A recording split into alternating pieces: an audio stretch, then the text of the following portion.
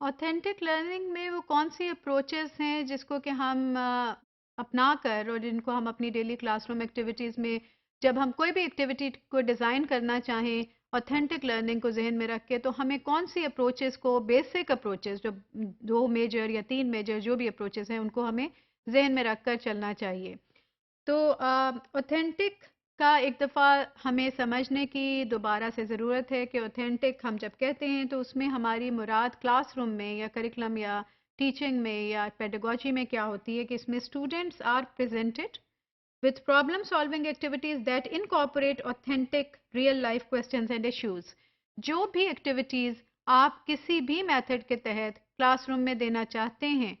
उसमें स्टूडेंट्स ये देख पाएं कि इनका लिंक रियल लाइफ सिनेरियो में क्या है और क्वेश्चन आंसर्स के जरिए से वो प्रॉब्लम को रियल लाइफ के साथ लिंक करके आपने उनसे हल करवाना है। So it is a higher order activity जिसके अंदर एक बहुत सारे बैकग्राउंड में काम करने की ज़रूरत होती है, बहुत सारी उसके अंदर चेंजेस रिक्वायर्ड हैं आपके वे ऑफ वर्किंग में, किस तरह आप क्लासरूम में एक्टिविटीज़ लेते हैं, आपका आपका मकसद, आपका फोकस सारी और ऑब्जेक्टिव्स जो मेन है वो सिर्फ एग्जामिनेशन रिजल्ट से बदलने की ज़रूरत होती है। इसमें असेसमेंट मॉडल में बहुत मेजर चेंजेस लाकर लेकर हमें आने की ज़रूरत है, लेकिन अगर हम वो चेंजेस नहीं लेकर आते तो किस हद तक हमारी लर्निंग वाकई रियल होती है या नहीं, ऑथेंटिक होती है नहीं, ये एक बहुत बड़ा क्वेश्चन मार्क है जिसके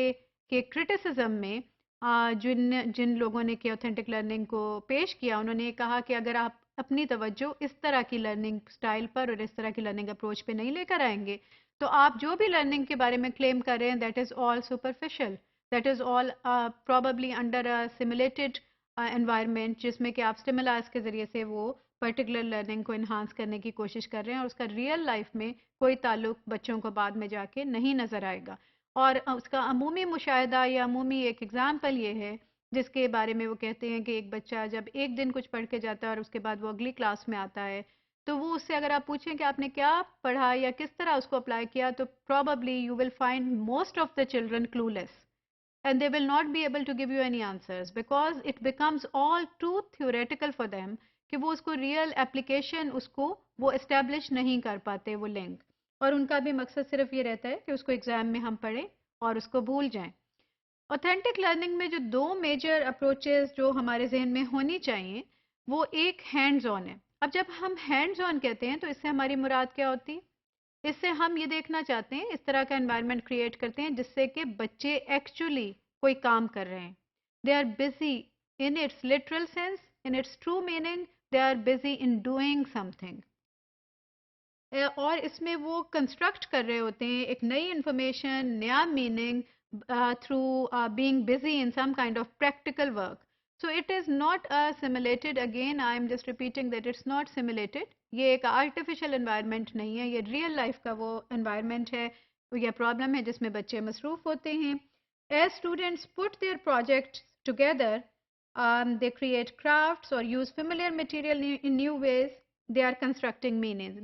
फॉर एग्जाम्पल इसकी अफ्रीका में सस्टेनेबिलिटी के सर्टन जो मैटर्स हैं और इश्यूज हैं उनको हल करने के लिए स्टूडेंट्स बहुत एक्टिवली पानी की रिसाइकलिंग और उससे बायोगैस किस तरह से हमने ओरिजिनेट करनी है, कहाँ पे उसको यूज़ करना है, किस फॉर्म की एनर्जी हम यूटिलाइज कर सकते हैं, पानी को फिल्टर कैसे करना है, फिल्ट्रेशन के प्रोसेस के दौरान में हम एनर्जी की और कौन सी फॉर्म्स हासिल कर सकते हैं। So these are some kind of things which children were actually busy in. So hands on से मुराद इस तरह की एक्टिविटीज हैं। Number two approach is minds on. अब माइंड्स ऑन में बच्चा आप उसको एक ऐसी स्टेज पे ले जाते हैं कि वो एक पैसिव सिर्फ लर्नर नहीं है या एक इस तरह के प्रैक्टिकल वर्क में इन्वॉल्व नहीं है कि जिसमें उसके सामने क्लियर कंप्लीट इंस्ट्रक्शंस की गाइडलाइन मौजूद है, वो खामोशी से आएगी सिर्फ टिक बॉक्स की तरह जल्दी जल्दी सब एक्टिविटीज कर रहा है और उसकी ब्रेन की कॉग्निटिव डेवलपमेंट नहीं हो रही या उसका जहन उसमें मसरूफ नहीं है। सो इस तरह की जो अप्रोच है इसमें आप बहुत सी एक्टिविटीज़ को कंबाइन करते हो और बच्चे को एक चैलेंजिंग सिचुएशन में लेकर जाते हैं जहां उसका ब्रेन पूरी तरह स्ट्रेच होता है और वो फर्दर डेवलप होता है। The more parts of your brain you use the more likely you are to retain information. जितना आप अपने ब्रेन को इस्तेमाल करेंगे, जितनी आप कॉम्प्लिकेटेड सिनेरियो में उसको यूज़ करने के काबिल होंगे, उतनी ही तवक्को की जाती है कि आपको वो आपकी याददाश्त में वो इल्म देर तक महफूज रहे।